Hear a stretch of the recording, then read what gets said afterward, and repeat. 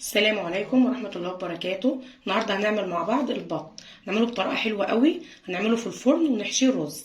هنعمله بتتبيلة جميلة قوي ولذيذة تنفع معاكي للعزومات. تابعيني لاخر الفيديو عشان نشوف مع بعض وصلت معايا للون الحلو ده ازاي. مش هطول عليكي الفيديو، يلا بينا نبدأ. بس اهم حاجة ما تنسيش اللايك والشير واشتراك لو اول مرة تشوفين. يلا بينا نسمي الله.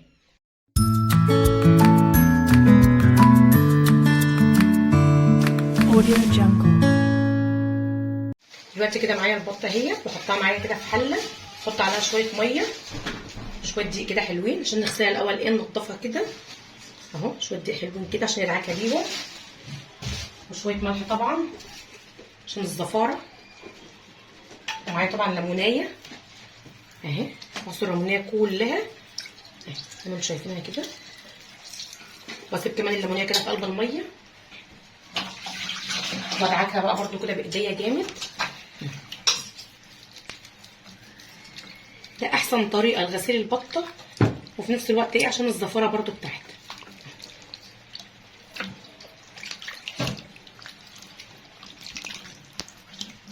دعكها جامد كده زي ما انتم شايفينها.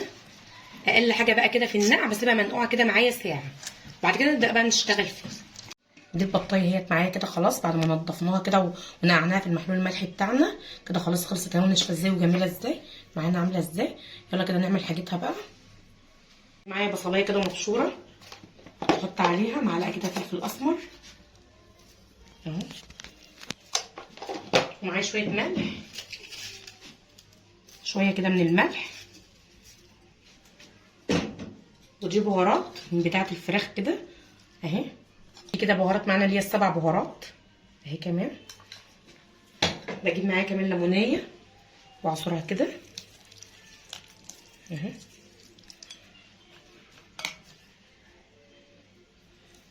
اقلب دي كده مع بعض.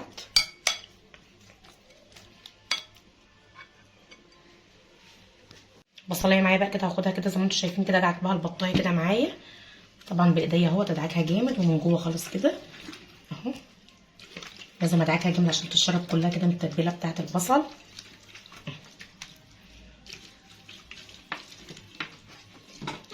بصراحه اما بدعك بها البصل دي بصراحه بتخلي الحته جميله جدا.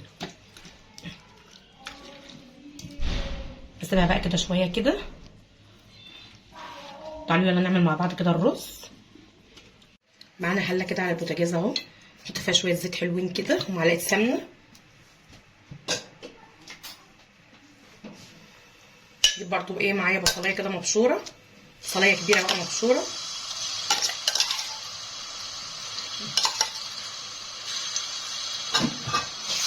الزيت بس كده يقدح معانا. طبعا هنحط زيت عشان بيخلي الرز معايا بيبقى مفلفل وحلو.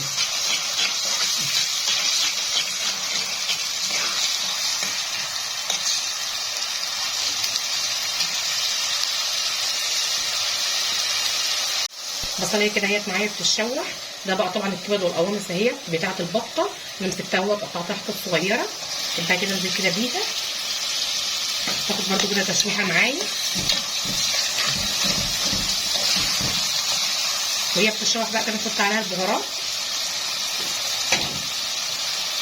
طبعا البهارات السبعه اهم حاجه طبعا فيها، تخلي الحته جميله جدا وطعمها بيبقى حلو قوي. الفلفل الاسمر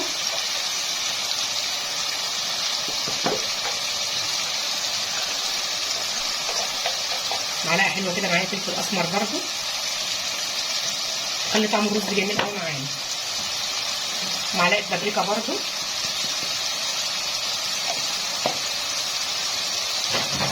ده معانا قرن فلفل بارد. لو انت حابه الحار ده حاجه ترجع لك يعني، سواء اخضر او احمر برده اللي انت عايزاه. بقى كده بقى تشوح كده دقيقه كده مع بعضها. طلع ريحه بقى كده، الريحه بتاعتها الجميله. بقى نغسل الرز بتاعنا. طبعا الرز الكميه اللي انت عايزاه. طبعا غسلت معايا الرز. طبعا بتبقوا عليه بقى كده لازم طبعا اشوحه. بفضل اقلب في الرز معايا كده لحد ما يتشوح. بسيبه شويه كده يتشوح مع الحاجه ديت حوالي 5 دقايق. بقلب فيه كده وبعد كده نشوحه.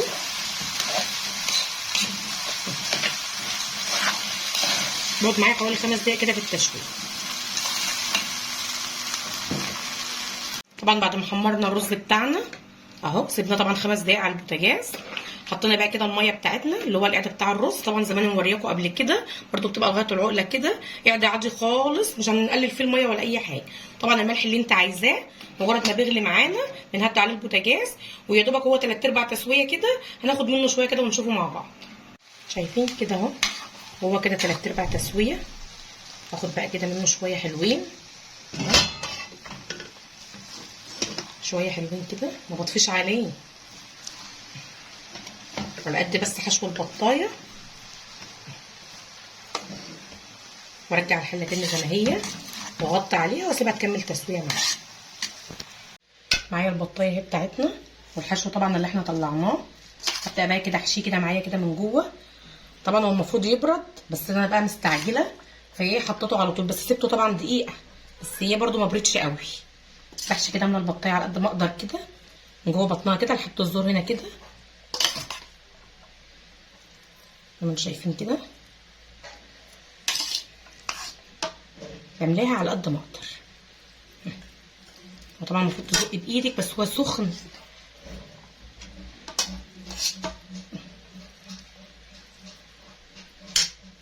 وانا بحشي البطايه بقى عندي طبعا الحته دي كده بتبقى نازله لتحت ساقطه، فانا بقى ايه بجيب شويه الرز بتك كده بايدي كده لفوق اهو زي ما انتم شايفينها كده اهي، برفعها كده معايا عشان تبقى كلها معايا كده سوا واحد. طبعا انا لما دي كده معايا بالخيطه اهي، دي برده هلمها كده برده معايا بالخيطه اقفلها. قصتها كده معايا اهو زي ما انا وريت لكم، قفلتها معايا اهو بالخيط. بجيب بقى معايا صينيه بقطع فيها كده بصل شرايح وطماطم شرايح كده ببطاطسايه. اجيب بقى كده البطايه معايا احطها كده فيها اهي، انزلها كده بايديا كده. طبعا بقيه الحاجه معايا برده اللي احنا متبلينها معانا اهي، الجناحه بقى بتاعتها والرقبه بتاعتها.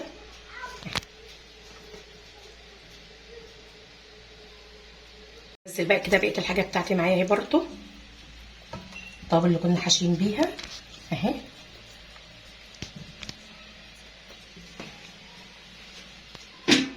على وقت ما نجيب برده معانا حاجه ندهن وشها بيه. بحط دلوقتي معايا معلقه صلصه كبيره وليمونيه، ودي الصوص اللي هو الباربيكيو كده معانا، بنزل منه برده كده معلقه حلوه كده اهي، تدي طعم حلو قوي برده معانا في الاكل. بقلبه كده كله تبقى معايا، بدهان حلو قوي بيخلي البطه معانا تبقى لونها جميل كده. جاهز معايا. هجيب برده عليه كمان معلقه من الزيت ده. خلاص ندهن يلا بقى كده بالبطايه معانا. طبعا انا مش هدهنها بقى بفرشه ولا اي حاجه، لازم بايديا عشان ايه اشربها كل الخلطه دي، عشان تبقى كلها دهان واحد وتبقى متوزعه عليه. هقلب برده كده بالراحه عشان بس الرز ما يخرجش مني، وادهن الجنب التاني برده.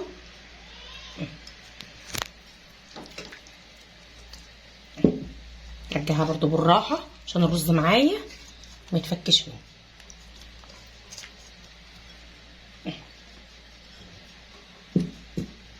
كده خلاص كده جاهزه معانا. نجيب بقى معانا ورق الومنيوم نغطي بيه، او اي ورقه زبده لو موجود عندك. لو مش متوفر عندك ده او ده، بنجيب معانا غطا ونغطي بيها كده، نكبسها بيه جامد وندخلها معانا الفرن. احنا طبعا بنغطيها عشان ما تتلهفش مننا تتحرق، على بس ما تاخد سواها كده معانا، ونبقى نطلعها بقى ونشوف. كده خلاص وصلت معايا للشكل الاخير، حلوه قوي وطعمها تحفه، مستويه معاكي جدا. بتعلي عليها طبعا الفرن في الاول حوالي 10 دقايق، وبعد كده بتوطي عليها الفرن على نار هاديه، تقعد معاكي حوالي ساعه في قلب الفرن حسب البطه اللي معاكي، اذا كانت كبيره او صغيره حسب حجمها. كده خلاص فيديو النهارده خلص. اتمنى انكم تجربوها تقولوا لي رايكم ايه. لو عجبك وصفه النهارده متنسيش اللايك والشير والاشتراك لو اول مره تشوفيني في برنامجي ابسط بالبساطه مع ياسمين محمد. السلام عليكم ورحمه الله وبركاته.